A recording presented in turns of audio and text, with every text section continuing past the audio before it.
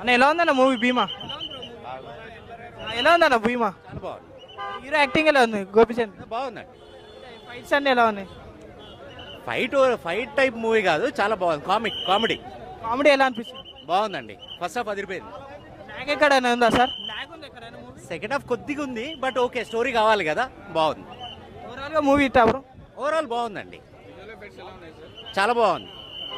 Background అదిరిపోయింది, background music అదిరిపోయింది. అన్న ఎలా ఉందన్న భీమా?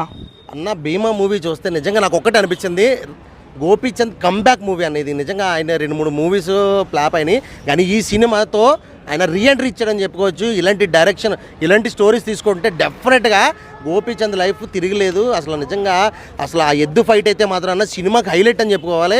ఎర్రగా తీసింది ఫైట్ సీన్స్, కానీ అసలు అతని లుక్, ఆ రగుల్ లుక్లో ఆ మాస్ క్యారెక్టర్ అసలు నిజంగా అల్టిమేట్ అనిపించింది. గోపీచంద్ గారు ఇలాంటి స్టోరీస్, ఇలాంటి డైరెక్షన్లో సినిమాలు చేస్తే